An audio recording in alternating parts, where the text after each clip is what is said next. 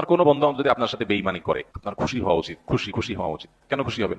বেঈমানি করলে আবার খুশি হবেন কেন? খুশি হবেন এই জন্য যে আলহামদুলিল্লাহ একটা জায়গায় ছিলাম এতদিন, আল্লাহ আমাকে জায়গাটা চিনিয়ে দিস। যদি বেঈমানিটা এখন না করতো, আমাদের আরো কিছুদিন ভাড়াইয়া তারপরে করতো, আমি আরো বেশি ক্ষতিগ্রস্ত হইতাম।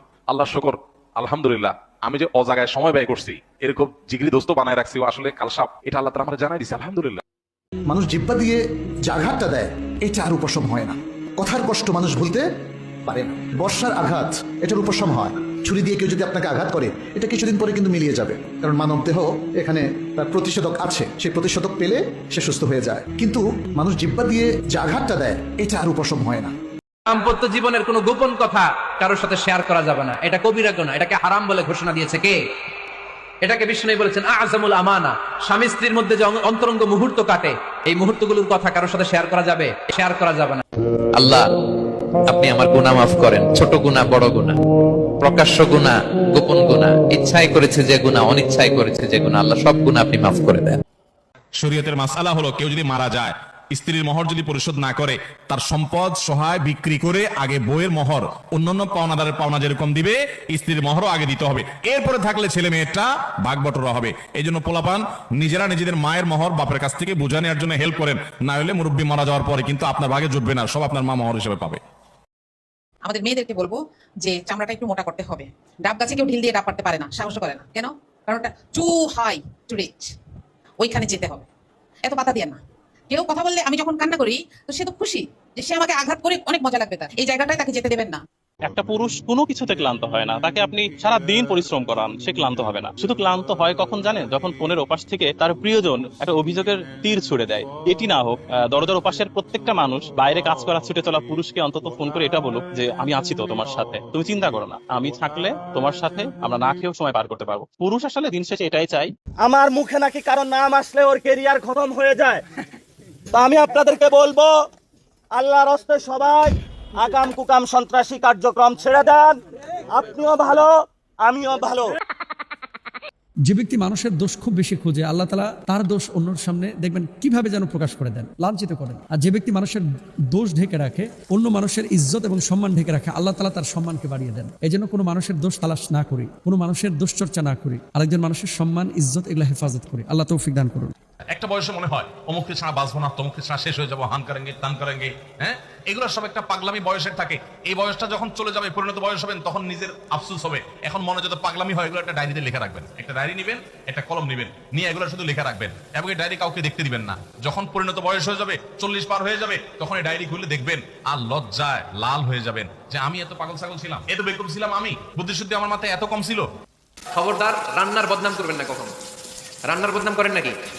এটা ঝাল হইছে, ওইটা মজা হয় নাই, এটা টক হইছে, এটা লবণ হয় নাই, এরকম আছে না নাই? খালি যদি বলেন আস্তাগফিরুল্লাহাল্লাযী লা ইলাহা ইল্লা হুয়াল হাইয়ুল কাইয়ুম ওয়া আতুবু ইলাইহি, 1 সেকেন্ডের মধ্যে আল্লাহ পাক আপনার সমস্ত পাপকে নেকি দিয়ে পরিবর্তন করে দিবেন সব।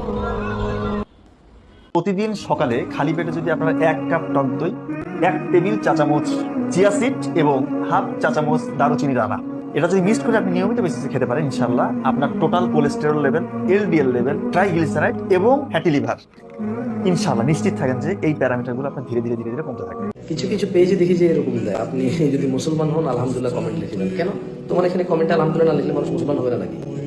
হ্যাঁ, কি ফাইজলামি। কিছু কিছু দেখি যে আমিন বলে, তো কেন আমিন বলবো? তুমি কোনো দোয়াই করে নেই, বলে যে মুসলমান হলে আমিন বলেন। আরে বাবা, কেন আমিন বলবো? আমি মুসলমান তাহলে হবো না? তোমার কেন আমিন না বললে ব্লক করে দেওয়া উচিত এগুলো।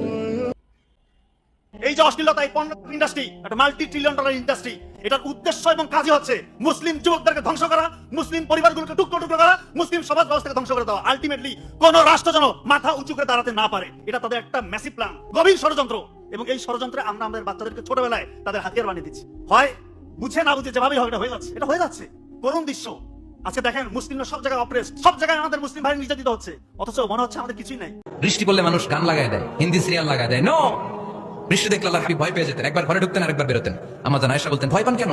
আল্লাহর হাবিব বললেন, জানি না এই মেঘ থেকে বজ্রপাত এসে মদিনাটারে জ্বালিয়ে দিবে, নাকি মেঘ থেকে বৃষ্টি এসে মদিনাটারে উর্বর করে দিবে, আমি তো জানি না, ভয় হয়। আল্লাহ আপনি উপকারী বৃষ্টি দেন, এমন বৃষ্টি যেটাতে আমাদের রিজিক আছে, গবাদি পশুগুলোর রিজিক আছে। সোশ্যাল মিডিয়াতে আপনি যদি এমন কোনো ছবি আপলোড করেন, এমন কোনো স্ট্যাটাস আপনি লেখেন যেটা হারাম, আপনি লিখে হয়তো মারা গেছেন, কবরে চলে গেছেন, কিন্তু ওইটা সোশ্যাল মিডিয়ায় ঘুরছে, মানুষ দেখছে, গুনাহ করছে, এর কারণে আপনার আমলনামাতে যতবার মানুষ গুনাহ করবে, যে গুনাহ করছে সে তো অপরাধী হবেই, পাশাপাশি আপনি এর গোড়াপত্তন করবার কারণে আপনার আমলনামাতে গুনাহটা যেতে থাকবে। সাংসারিক জীবনে একটু সবর করো। ননদ জ্বালাতন করে, দেবর জ্বালাতন করে, উল্টাপাল্টা করে, অন্যায় করে, ওরা অবশ্যই অন্যায় করে, কিন্তু তুমি সবর করো। শুরুতে অস্থির হয়ে সংসারটা ভেঙে ফেলো না। নদীর কূলের ঢেউ দেখে এত ভয় পেও না, সামনে অগ্রসর হও। যারা বিয়ে করতে চাচ্ছে, যে আসেন আগে 3 মাস একটা কোর্স করেন যে পারিবারিক জীবনটা কি, এটা বিশাল একটা সাবজেক্ট। এটা বোঝানোর পরে তারপর বিয়ে শাদী করতে বলতাম। যে স্ত্রী তার স্বামীর কষ্ট বোঝে না, যে স্বামী তার স্ত্রীর কষ্ট বোঝে না, সবসময় নিজে হাই হাই খাই খাই, চাচা আপন জান বাচ্চা, মানে আমি যেটা পছন্দ করি এটাই হতে হবে, তার পছন্দের কোনো দাম নাই, তার পছন্দের কোনো বেল নাই, এই পরিবারের মধ্যে সুখ থাকে না। একে অপরকে বোঝা, এটা হচ্ছে পরিবারের সুখের মূল মন্ত্র। বুঝুন, সুখে জীবনযাপন করুন। আমার কাছে কি মনে হয় জানেন, যদি সামর্থ্য থাকতো প্রত্যেকটা ইয়াং স্টারদেরকে আমি আহ্বান করতাম যারা বিয়ে করতে চাচ্ছে, যে আসেন আগে 3 মাস একটা কোর্স করেন যে যে কোনো বেচারি ভদ্র মহিলা, তার স্বামী বিদেশ থাকে অথবা ঢাকায় থাকে বা দূরে থাকে, এমনকি কাছেও যদি থাকে, দেখা যায় যে তার শাশুড়ি, তার ননদ, তার দেবর, তার শ্বশুর, এরা সবাই স্বামীর কান ভারী করে ফেলায়। স্বামী বেচারা শুনতে শুনতে একসময় বিশ্বাস করতে বাধ্য হয় যে আসলে বোধ আমার বউটা খারাপ। ঠিক না বে ঠিক? স্বামী স্ত্রীর ভিতরে এরকম অশান্তি সৃষ্টি যারা করে দেয়, এরা আল্লাহর জমিনের সবচেয়ে বড় পাপিষ্ট মানুষগুলোর একটা।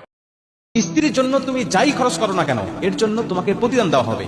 এবং নবীজি বলেন, এমনকি স্ত্রীকে ভালোবেসে তার মুখে 1 লোকমা খাবার তুলে দেওয়ার কারণেও আল্লাহ পাক তোমাকে অনেক বেশি প্রতিদান দিবেন। সহিহ বুখারী। নবীজি সাল্লাল্লাহু আলাইহি ওয়াসাল্লামের কাছে একজন সাহাবী আসলেন, বললেন ইয়া রাসূলুল্লাহ, না, একজন বাবা এসে বললেন যে আমি আমার সম্পদ আমার এই সন্তানকে দিয়ে দিতে চাই। তখন নবীজি জিজ্ঞেস করেছেন যে তোমার কি আর কোনো সন্তান আছে? আছে। তাকেও কি দিচ্ছ তেমনি? না। আল্লাহ নবী বলছে তাহলে এটা নিষিদ্ধ, এটা করা যাবে না, এটা জুলুম, এটা অন্যায়, এটা অপরাধ। সন্তান দুষ্ট হোক ভালো হোক, হ্যাঁ, একটা ছেলে আপনার পেছনে 10 লক্ষ টাকা খরচ করেছে, তাকে বিনিময় স্বরূপ আপনি 10 লাখ দিতেই পারেন, যে আপনার এই ছেলে আপনার ক্যান্সারের ট্রিটমেন্ট করেছে, এই ছেলে আপনার হার্টের রিং পরানোতে সহযোগিতা করেছে, বিনিময় স্বরূপ আপনি বাবা হিসেবে তাকে আপনি এটা দিতে পারেন যে আমি তোমার এই খেদমতের কারণে আমি তোমাকে দিলাম, তুমি খরচ করেছো। কিন্তু সম্পদ বন্টনের ক্ষেত্রে যে আপনি এক ছেলেকে বেশি দিবেন আরেক ছেলেকে কম দিবেন, এটা কিন্তু জায়েজ নাই ভাই। স্বামী স্ত্রী যত সুসম্পর্ক থাকবে, যত মিল মোহাম্মত থাকবে, তারা এই ক্ষেত্রে অনেক বেশি মুত্তাকি এবং আল্লাহ তাআলার প্রিয় মানুষ হতে পারবে। আর স্বামী স্ত্রী সারাদিন ঝগড়া লাগে, কথায় কথা শুধু তালাকের কথা বলে, বই বাপের বাড়ি চলে যাওয়ার ধমক দেয়, স্বামী তালাকের ধমক দেয়, দুইটাই অমানুষ এবং ছোট লোক। যারা ভুল ত্রুটি হবেই, একসাথে থাকতে গেলে স্বামী স্ত্রী অনেক উল্টাপাল্টা হবে, তারপরেও যদি মিলেমিশে থাকে, এই স্বামী স্ত্রী মুত্তাকিদের মধ্যে শামিল হবে যদি অন্যান্য দিকগুলো তাদের ঠিক থাকে। আপনি একটা ফ্ল্যাটে থাকেন, আপনার ফ্ল্যাটের একই ফ্লোরে সামনের ফ্ল্যাটে বসবাস করেন কোনো ফ্যামিলি, কিন্তু আপনি ময়লা আবর্জনা বাসার মধ্যে রাখতে পারছেন না। ধরেন চিংড়ি মাছ কুটছে আপনার ওয়াইফ, বা এমন কোনো মাছ কুটছে যেটা গন্ধ অনেক বেশি, আগের দিন বিকালে মাছ আনছেন, সেই মাছ কুটে ময়লার ইয়েতে ফেলছেন, ওইটা উন্মুক্ত হওয়ার কারণে বাসায় বসবাসের উপযোগী না, বা একদিন ময়লারা আসে না, ময়লা নেয় নাই, বা আপনি ময়লা দিতে মিস করছেন, গন্ধ হয়ে গেছে। আমরা সাধারণত ধরে পলিথিনটা আইনা কমপক্ষে দরজার বাহিরে রাখি।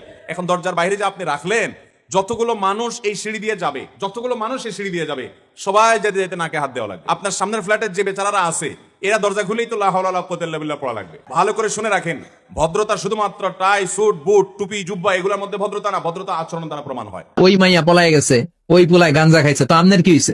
আপনার বাড়ির কি অবস্থা? ওইটা কোন এরকম ডাকাইত আছে না নাই? এর কথা ওর কানে লাগায়, ওর কথা এর কানে লাগিয়ে সমাজের সম্প্রীতি আর শান্তি নষ্ট করে, এরকম ডাকাইত আছে না নাই? এদের নখগুলো রব্বুল আলামিন মিন নুহাস, তামার, ধারালো তামার নখ বানিয়ে দিবে, নিজের নখ দিয়ে নিজের গালের গোশতগুলো খামচে খামচে খাবে। স্বামী স্ত্রীর মধ্যে কিছু কিছু জিনিস প্রাইভেট থাকতে পারে। আপনার স্ত্রী আপনার শ্বশুরবাড়িতে ফোনে কথা বলেছে, কি বলেছে, আম্মা তোমার সাথে কি বলেছে, তোমার আব্বা কি বলেছে, তোমার ভাই কি বলেছে, ব্যক্তিগত বিষয়গুলো খুব বেশি খোঁচাখুচি করে জানতে যাবেন না। এগুলো জানতে গেলে অশান্তি হবে। মনে রাখবেন, দিনমজুরি করে অসহায় মানুষের পাশে দাঁড়ানো যায় না সাধারণত, চাকরি করে অসহায় মানুষের পাশে দাঁড়ানো যায় না সাধারণত, জমি চাষ করে মানুষের পাশে দাঁড়ানো যায় না সাধারণত। দুনিয়াতে একটাই পথ যা দিয়ে মানুষ অসহায় মানুষের পাশে দাঁড়াতে পারে, তা হলো ব্যবসা। তাই রিস্ক নিয়ে ছোট থেকে ছোট, বড় থেকে বড় ব্যবসায় অংশগ্রহণ করবেন, পয়সা বেশি উপার্জনের আশায়।